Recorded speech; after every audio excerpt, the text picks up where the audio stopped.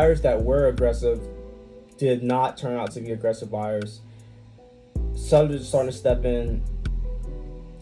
I'm currently getting cooked right now, so my mental's bad. We're down 300.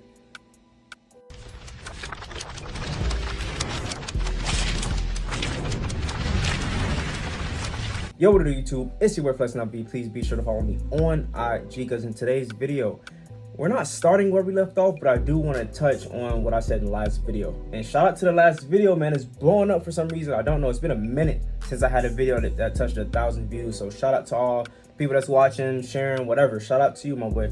But in today's video, well, in the last video, I said I needed to make about $2,300 in order to pass his account so I didn't get rebuilt. Now, I don't trade NFP, which is on Friday. I don't trade Mondays because I don't like trading Mondays. They're very chaotic days. And then I was gonna get billed on Tuesday.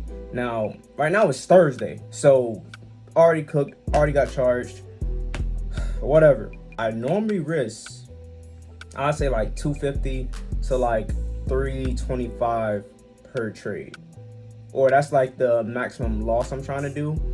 But in the last video, I was risking a lot more because I didn't care, and I made more, but I didn't care even if I were to lose. Now in today's video, we're kind of back to our normal risks, and I don't know.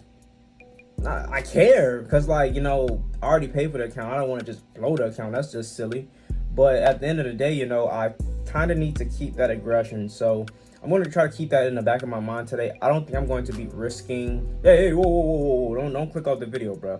I'm not going to be risking that much, but I'm still going to be giving value. So with that being said, if you're seeing this video 9 times out of 10, I got some good content. I won my trade, lost my trade, I did something, but at the end of the day, I taught you something. That's what the main goal of this channel is. Not really to entertain anymore. It's really just to provide value and just show you the possibilities of making money at home in a span of 10-20 minutes. So with that being said, let's get straight into the video. Before we start this video, I just wanted to go over something. I finally found out a way to be able to show my footprint chart.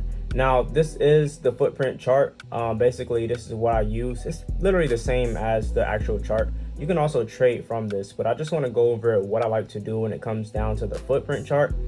Now, I like to get areas where there aren't too much volume. They call them low volume nodes, and then we have our high volume nodes. Now, I like to use these low volume and high volume nodes as targets and also areas of interest. So basically, before I start trading, I'll just look for certain areas where there are basically low volume, because 9 times out of 10, the market likes to use these areas as magnets.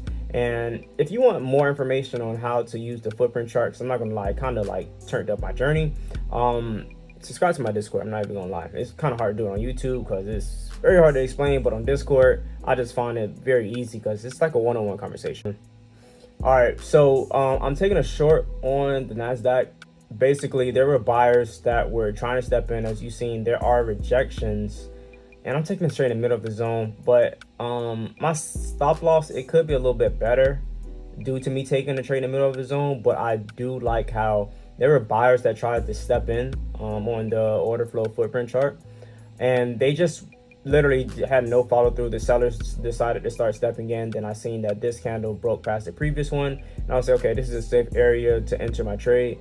Now, the reason why I'm a little bit more comfortable with taking this trade, I am in the middle of a zone, but I'm kind of looking at it as if, let's just say if I were to break past that white box, which is a zone of mine, let's just say it breaks past, then it could be seen as a break and retest. Now, if it does a break and retest, at the end of the day, my entry is way above that zone. So it really gives me a safer stop loss. I don't really like taking trades in the middle of the zone, but when there's solid reasoning of why I took it, then I'll have a little bit more respect for it. But at the end of the day, we just have to wait for this to play out. I do feel like this is a good trade based on all the EMAs being in sync, the overall market structure being bearish as well with breaks and structures, and we have the order flow in our in sync as well. So We're targeting a 2.6 risk to reward, which is 327 points. So we will probably make around $327. You see, I'm risking a little bit less, cause like, I don't know, man. I gotta get into that mode. But the thing about getting into that mode is, like, if you start losing, then that mode get a little treacherous. But we are getting really close to our TP 1.5, and you know what we like to do at TP 1.5. We like to move our stop loss down to break even, which means it's a risk-free trade.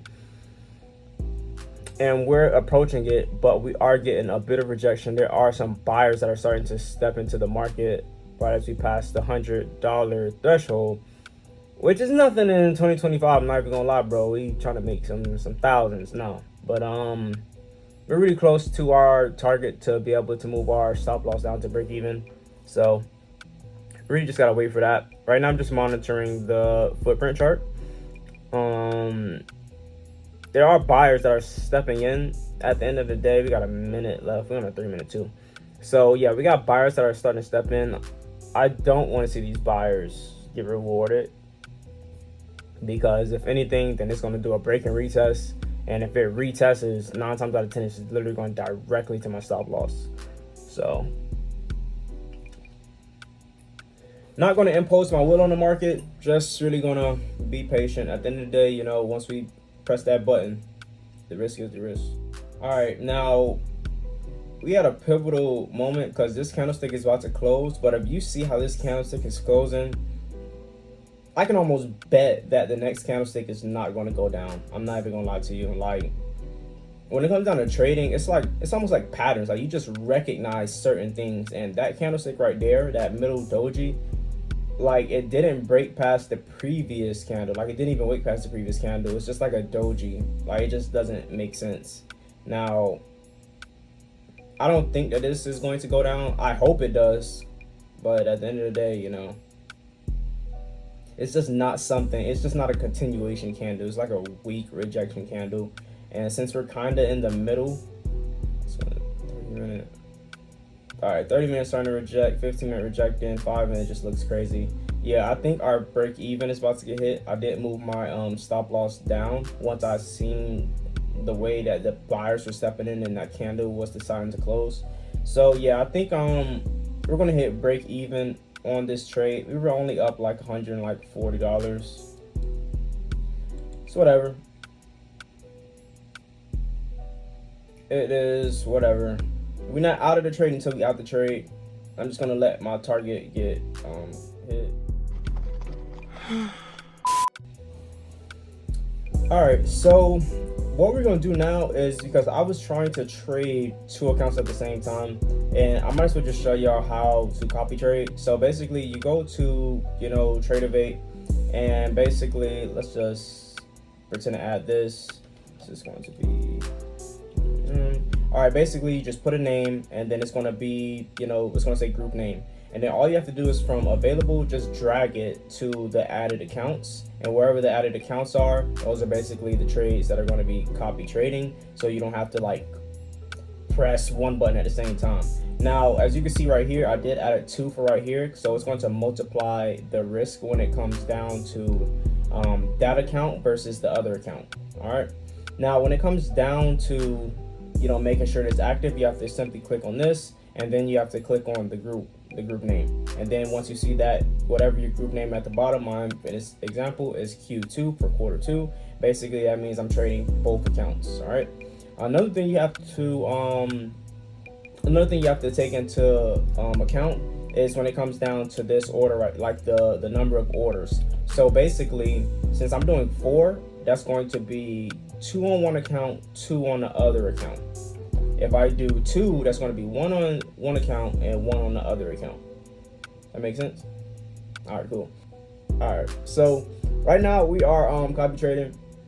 I need to figure out a way to where this would make sense of, like, because I got a bunch of screens, and I feel like this one big screen should not just be on the entry.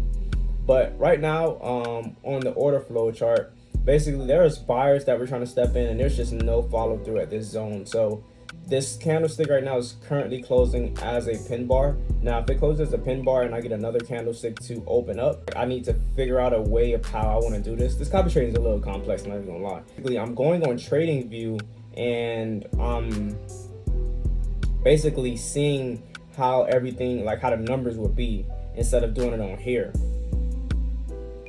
Like I'm literally typing in the amount of contracts that I'm risking. In this case, since I'm doing 8, I'm doing 4 on 4. And for MES, which is the micro, that's like a $200 trade. Now I can't see that on Tradeovate, but when it comes down to TradingView, I'm able to see the exact, like, how much I'm going to lose. And this is just taking time right here, literally just taking time. And I don't have this time like that. I'm not rushing, but like, you gotta be very precise, gotta be quick. Can't be lollygagging. Because in a second, the market can literally shift. Like, you don't gotta rush, but like, you gotta be locked in. All right, so I'm waiting. This candlestick is trying to push through, but there's an aggressive seller that just popped into the market. All right, it's wicking past the previous one. I kind of don't want to see that. I want to see a rejection.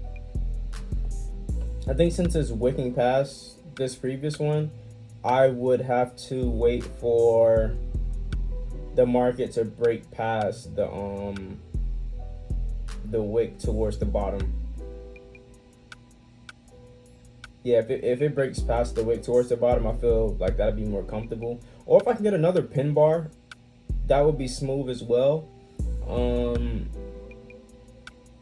Yeah, I feel like that'd be smooth as well. Now the buys could be valid. The only thing about the buys is like there was a lot of breaker structures to the downside. I know market could shift, but like I would rather trade with the trend.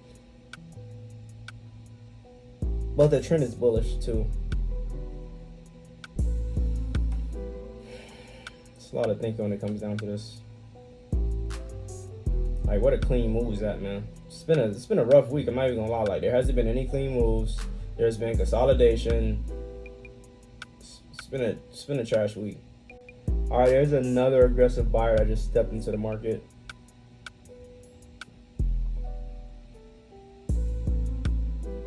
All right, I just took a buy. And we're going to become so rich, you're not going to know where to spend all that money. I'm telling you, you just watch. Because that's a low probability variation, and I'm gonna have my stop loss. Basically, you just click the area you want to put your stop loss, and since we're buying, you're going to do a sell stop, so it stops the sellers. I'm aiming for the high of the day.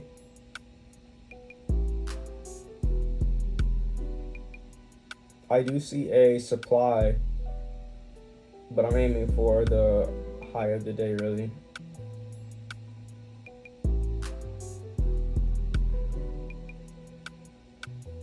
All right, great. I'm not seeing any type of follow through.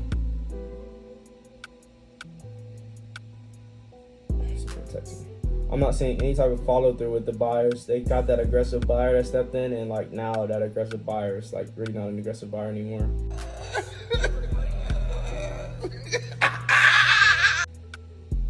We're down only $60. It's not good.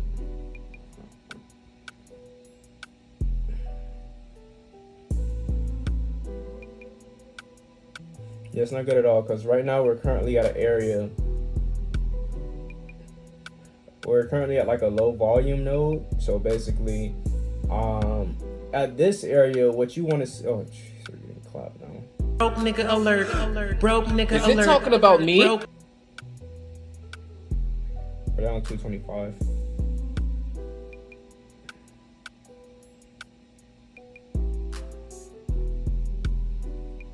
All right, I need this candlestick to push up and break past. If it breaks past the previous wick, I gotta get out.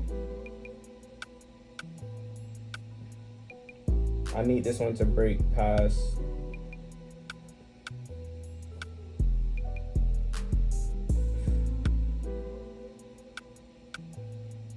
All right, we get an aggressive seller start to step in. Bro, we're down $300, bruh. It's not looking good at all, man. Buyers, literally, there was no follow through.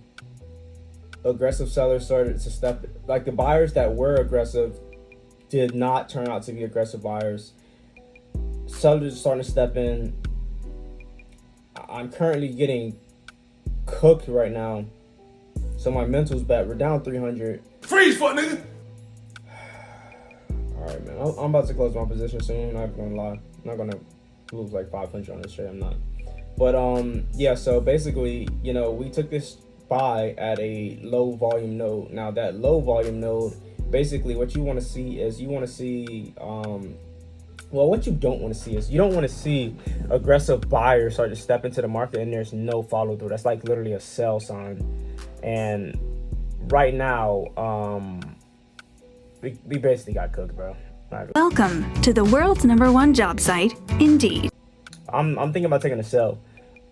So basically, when it comes down to the low volume nodes, basically you want to see trap buyers. You want to see aggressive buyers start to come in and just no follow through. Basically, like how it was, there was no follow through with those buyers. Now, I should have been looking to take sales since we were already in downturn. We already had break the structure. Basically, my mind, honestly, like 5 minutes before I took the trade, I was basically talking about sales, and then I ended up taking a buy. So that loss is on me. I don't know how much I lost because I don't know how to see it. But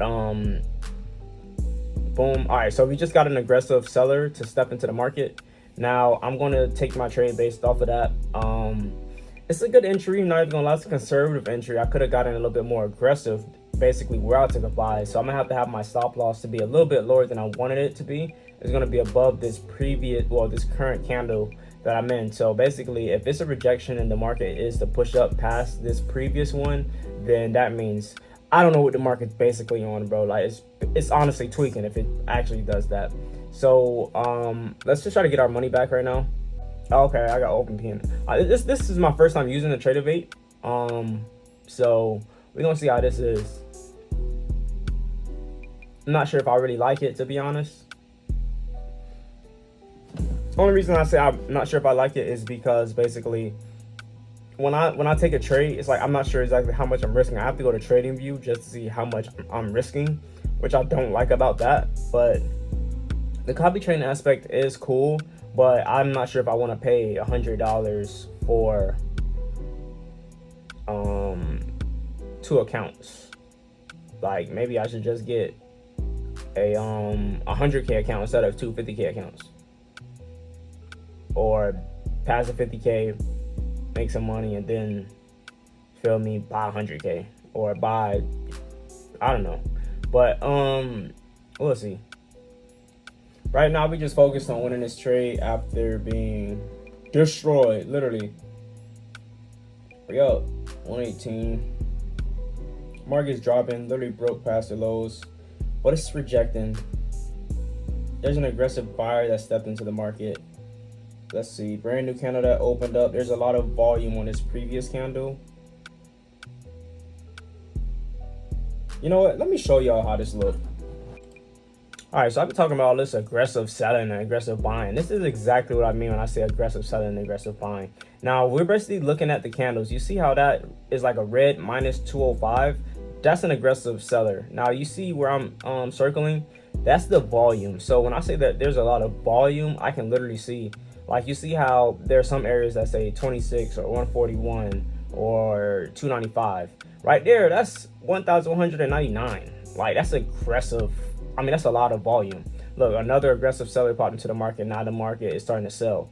Now, the only thing about and that's an aggressive buyer right there. Well, that's a buyer that stepped in. But the only thing about this area that we're currently in is that there's no real volume. That's why the market is not really doing too much.